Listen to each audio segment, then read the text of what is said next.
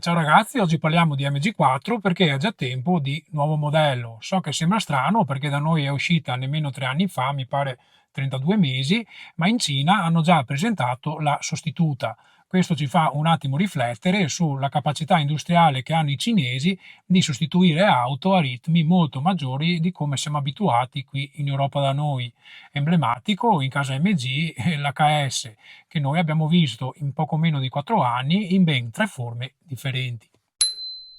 Il motivo che ha portato a questa rapida sostituzione della MG4 con un nuovo modello sembra lo scarso appeal che quest'auto ha in patria, perché a febbraio di quest'anno sembra che siano state immatricolate o vendute soltanto 13 MG4, che se contiamo che la Cina ha circa 1 miliardo di abitanti ci fa capire che è un'auto che non sembra riscuotere il successo che speravano. Mentre invece, o paradossalmente, sia in Europa che in Oceania è un'auto che ha venduto fino ad ora molto bene. Andiamo comunque a vedere il nuovo modello come si presenta. Ora abbiamo linee più morbide e nottese. L'auto secondo me ha in generale un aspetto più sobrio. Anche la parte posteriore è stata ripulita di molti elementi stilistici, diciamo o futuristici, per abbracciare un design, se vogliamo, più rassicurante. Anche lo sportello di ricarica è stato spostato nella parte anteriore, una soluzione che iniziamo a vedere su molte EV. Però a mio parere la versione che abbiamo in questo momento è un po' più bellina e accattivante.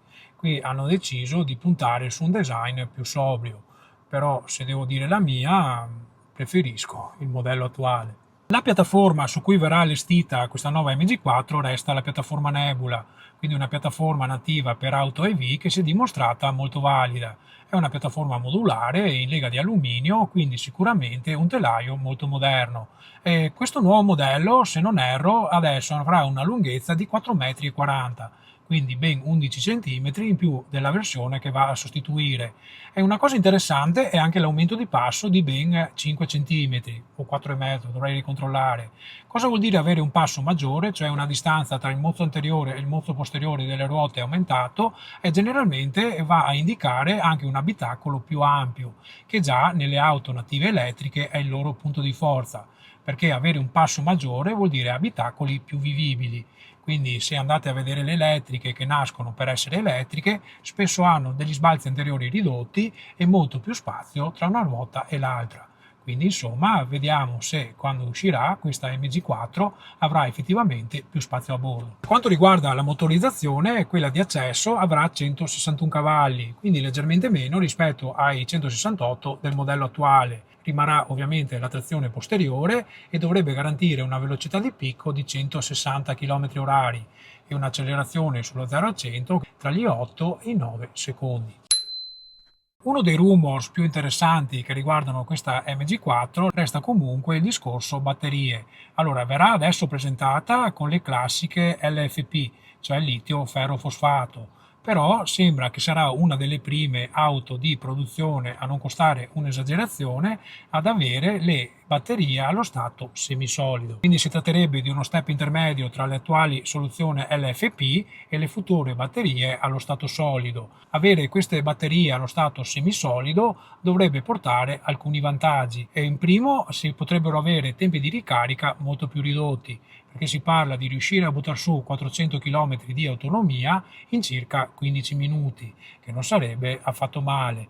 Per quanto riguarda la sicurezza avremo anche in questo caso dei miglioramenti, perché la caratteristica di queste batterie allo stato semisolido è quella di andare a sostituire gli elettroliti liquidi con una sostanza diciamo simile a un gel, quindi con una viscosità molto più alta, che sicuramente in caso di incidenti ci metterà di fronte a molti meno sversamenti, e anche sul fronte della resistenza termica dovremo avere un miglioramento, quindi sicuramente auto che tendono a incendiarsi molto meno.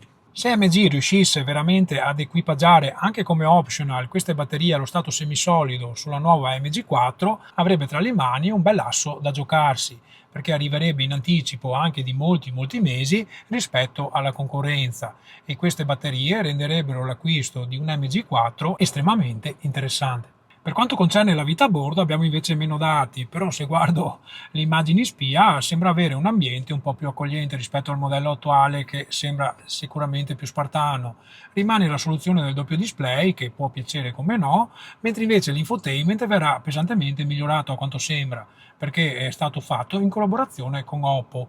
Questo dovrebbe garantire più reattività e più multimedialità. Sembra infatti che adesso sarà possibile fare il mirroring e ci sarà piena compatibilità sia con i sistemi Apple sia con i sistemi Android. Questo comunque resta una cosa da vedere perché spesso gli infotainment asiatici non arrivano pari pari qui in Europa da noi, perché questi infotainment asiatici tendono spesso a fare parecchie cose, alcune delle quali sono mal viste dal nostro codice della strada. Quindi a quanto pare SAIC, che detiene MG, dimostra una capacità industriale veramente notevole. A quanto pare presenterà ben 22 nuovi modelli elettrici nei prossimi 2 anni per un investimento totale di ben 14 miliardi di dollari. Adesso non so quanto lo Stato vada a foraggiare, però sono tanti, tanti soldi. Comunque fatemi sapere voi cosa ne pensate nei commenti, per me è un peccato che l'MG4 attuale venga già sostituita. In ogni caso, grazie per aver visto questo video fino alla fine e noi ci vediamo al prossimo contenuto. Ciao ragazzi!